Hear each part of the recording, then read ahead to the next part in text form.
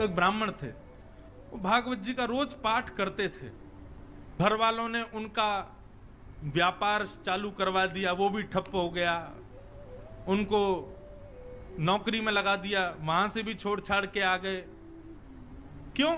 उनको संसार की किसी भी क्रिया में आनंद आता है, वो केवल भागवत ही पढ़ते रहते थे। बस भागवत करवा लो, कितनी हो सके भागवत पढ़वा लो, भागवत का पाठ करवा लो, इतने इतने रसिक हो गए थे भागवत के। तो किसी पड़ोसी ने आकर के कान भर दिए, बोले इसका ब्याह करा दो, पत्नी आएगी अकल ठिकाने आ जाएगी।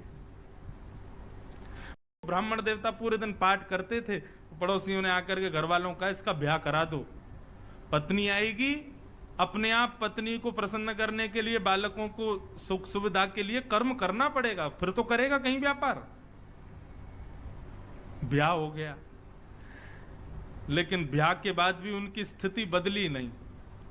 वो भागवत जी पढ़ते रहते थे, भागवत जी का पाठ करते रहते थे। 2-4 साल तक पत्नी ने सहा, कुछ दिन कहा, पत्नी ने कहा ये तो मानेंगे नहीं, अब घर चलाने के लिए कुछ तो करना, तो मैं ही करती हूं। तो 2-4 घरों में जाके रोटी बनाती थी, उनकी पत्नी ये काम करती थी। पूरे दिन बेचारी लगी रहती, रात्रि में आकर के घर में बैठती, भोजन बनाती, दोनों पति पत्नी पाते। 2 बालक भी हो गए, उनको भी विद्यालय में फीस वीस देना, जो भी करना सब पत्नी करती थी। एक दिन उस ब्राह्मण के घर पर कुछ संत पधारे, और संत भी ऐसे समय पर आए जिस समय पर घर का पूरी प्रसादी भोजन सब समाप्त हो चुकी थी, सब पा चुके थे। और संत आकर के सीधे आसन पर बैठ गए, बोले बिटिया लाओ कुछ प्रसादी पवाओ। अब प्रसादी तो कुछ थी नहीं, और कभी रसोई में जाए, कभी कहीं जाए, कभी कुछ करे, कभी कुछ करे, कोई योग्य कुछ भी साधन नहीं मिला।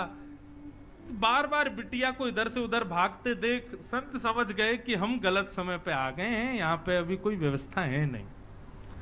संत उठ गए, उठ करके बोले बिटिया महादेव की इच्छा होगी तो फिर कभी आएंगे, हाँ अभी चलते हैं।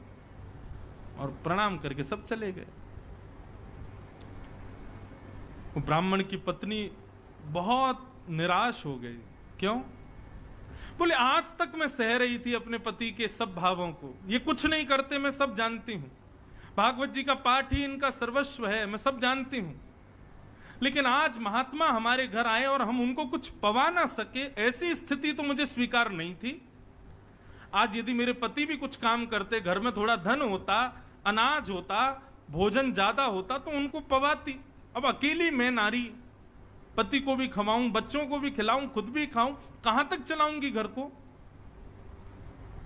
पूरे दिन बस भागवत जी पढ़ते रहते हैं, कुछ करते धरते हैं नहीं। आज पत्नी को क्रोध आया और भीतर कमरे में गई तो पंडित जी वही भागवत जी का पाठ कर रहे थे प्रसन्न मुद्रा में। पत्नी बोली पूरे दिन इसी को पढ़ते रहते हो, क्या दे दिया भागवत ने हमको? अरे कुछ नहीं दिया तब भी स्वीकार था, लेकिन आज संत भूखे चले गए हमारे घर से और तब भी आप इस भागवत को लेकर के बैठे हैं। पत्नी ने भागवत जी की पोथी उठाई और ब्राह्मण के सिर पर ही मार दी।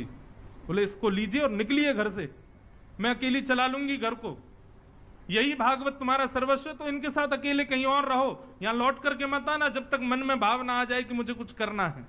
ब्राह्मण देवता अपनी भागवत जी को, उसके पन्ने बिखर गए थे, सब समेट करके हृदय से लगा करके रोने लगे और मनी मन विचार करने लगे, हे नाथ, मेरी पत्नी को आप साधारण पृष्ठ के रूप में दिखाई देते हो, पन्ने के रूप में दिखाई देते हो, लेकिन मैं जानता हूं ना आप प्रत्यक्ष कृष्ण हो। हे नाथ, मेरी पत्नी का कल्याण करना, उसका मंगल करना नाथ। और अपनी भागवत जी को समेट करके गंगा किनारे चले गए और गंगा किनारे जाकर के खूब रोए, ठाकुर जी को याद कर करके, कथाओं को पढ़ पढ़ के खूब रोए। बोले मुझे इस बात का दुख नहीं कि पत्नी मुझ पर चिल्लाई, पत्नी ने मुझे गलत कहा, लेकिन मुझे इस बात का कष्ट है कि मेरी प्राण प्यारी भागवत जी को उसने इस प्रकार निरादर किया। ये साक्षात कृष्ण है। कोई बात नहीं ठाकुर जी, उसको सद्बुद्धि देना, उसका कल्याण करना। इतनी सहनशीलता, इतना समत्व और इतनी सुहृदता को देख करके ठाकुर जी रह नहीं पाए और भगवान नन्हे से बालक बन करके काशी में प्रकट हो गए। ऊंची धोती पहनी, सिर पर स्वाफा बांधा, स्वाफा बांध करके एक टोकरी को अपने सिर पर धारण करके ठाकुर जी बनारस की गलियों में घूम रहे हैं। और घूमते घूमते उस ब्राह्मण के घर पहुंच गए। गेट खटखटाया, ब्राह्मणी ने गेट खोला। नन्हा सा बालक, बड़ा प्यारा सा, सिर पर टोकरी लेकर के आया है। ठाकुर जी भीतर प्रवेश कर, ब्राह्मणी बोली कहां चले आ रहे हो, कौन हो भैया, क्या हो, कहां से आए हो, और ये सब क्या टोकरी में? ठाकुर जी कुछ नहीं बोले, मौन, मुस्कुरा रहे हैं बस। टोकरी को नीचे रख दिया, कपड़े से ढकी हुई थी। लौटने लगे तो ब्राह्मणी ने हाथ पकड़ा, बोले अरे कहीं भी चले आए, कुछ भी रख गए, कौन हो, क्या हो, बताओ तो। ठाकुर जी ने इशारा किया, गूंगे हैं, बोलना नहीं आता, इशारा करने लगे। ब्राह्मण बोली अच्छा गूंगे हो? ठाकुर जी बोले गूंगे, लिखना तो आता होगा? ठाकुर जी बोले लाओ लिख के बताते हैं। तो ठाकुर जी ने उसमें कुछ लिखा और लिख करके पन्ना बंद करके उसको दे दिया, चले गए।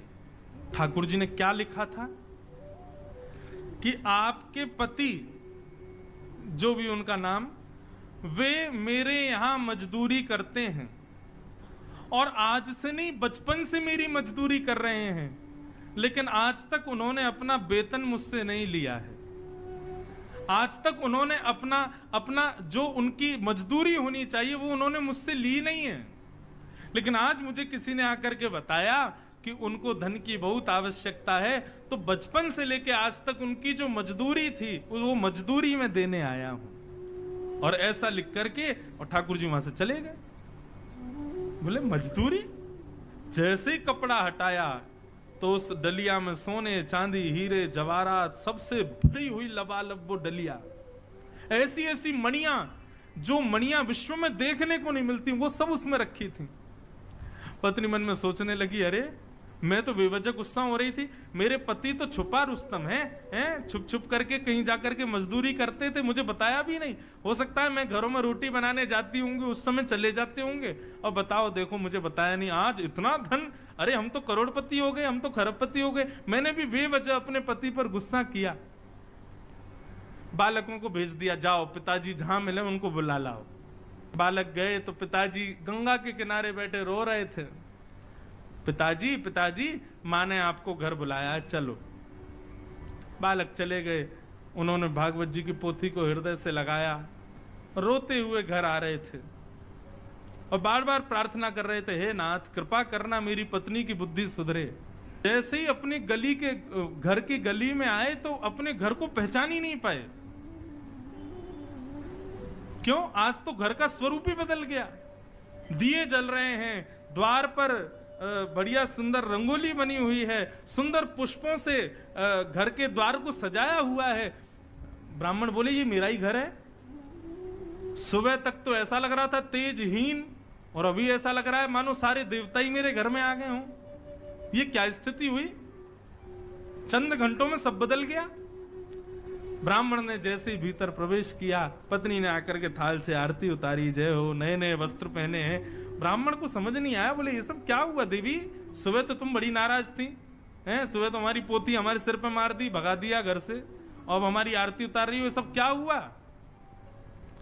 ब्राह्मणी बोली आपकी चोरी पकड़ी गई। बोले मेरी चोरी? कौन सी? आप अपने आप को दिखाते हैं कि आप कुछ करते नहीं हो, लेकिन आपने बचपन से मजदूरी की है। आज आपका मालिक आया था आपकी मजदूरी देने के लिए। ब्राह्मण बोले मेरा मालिक? कौन सी मजदूरी भैया? बोले हाँ, गूंगा मालिक आया था, आपको बोलना नहीं आता, उसको गूंगा है ना वो। तो ब्राह्मण देवता बोले गूंगा मालिक? ये कैसा मालिक है भैया? क्या मजदूरी देके गया? कक्ष खोल करके दिखाया तो डलिया रखी थी, सोने चांदी हीरे जवाहरात सब उसमें रखे थे।